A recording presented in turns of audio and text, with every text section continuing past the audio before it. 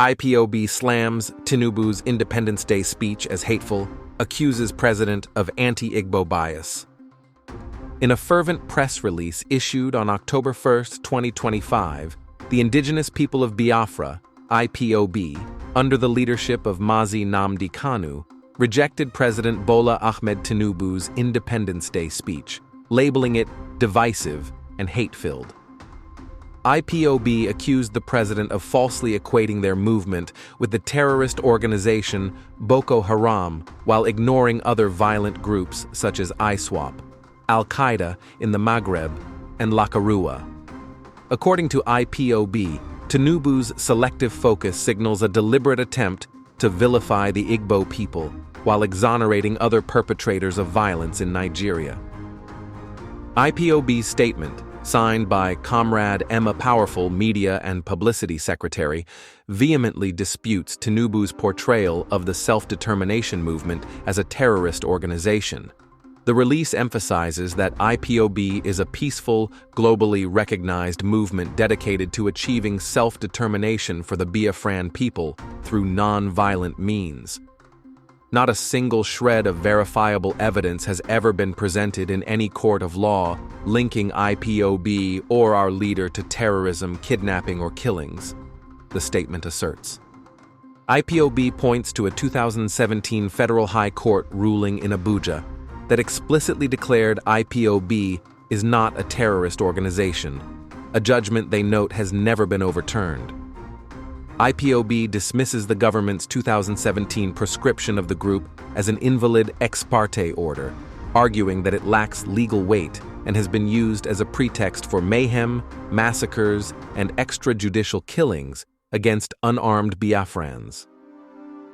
The press release questions TINUBU'S integrity, noting that as someone supposedly educated in the United States, he should understand the illegality of prescribing a mass movement without due process. A central theme of IPOB's response is the accusation of hypocrisy in TINUBU'S administration. The movement contrasts the president's harsh rhetoric against IPOB with his government's apparent leniency toward Fulani herdsmen, whom IPOB accuse of daily terrorizing citizens across states like Kwara, Plateau, Benue, and Enugu. While these attacks are often downplayed as farmer-herder clashes, IPOB argues peaceful Igbo protests are swiftly labeled as terrorism.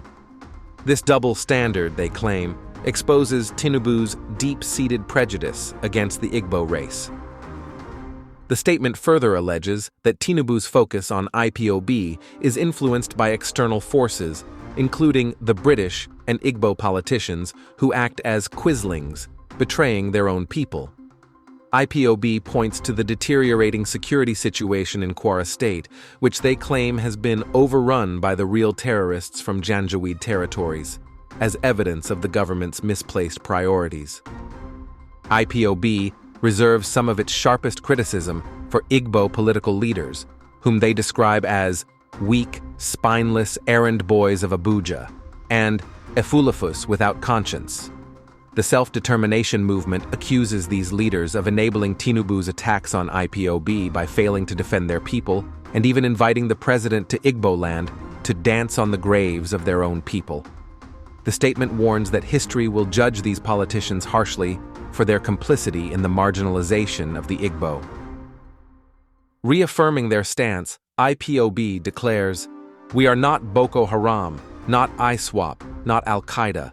We are a people struggling for our survival in the face of state-sponsored genocide." IPOB highlights the continued detention of their leader, Mazi Nnamdi Kanu, in a Department of State Services (DSS) facility, despite multiple court rulings ordering his release.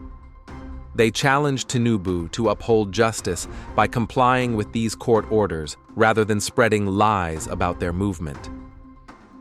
IPOB also appeals to the international community, urging the world to take note of what they describe as TINUBU'S attempt to criminalize an entire nation through the back door of state propaganda.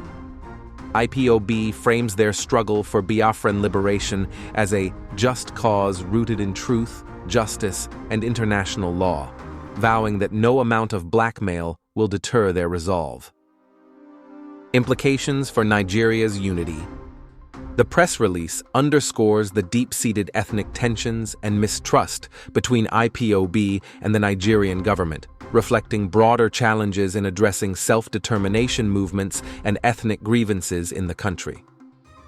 IPOB's rejection of TINUBU'S speech highlights the ongoing conflict between the movement and the Nigerian government, rooted in historical grievances dating back to the Nigerian Civil War, 1967 to 1970.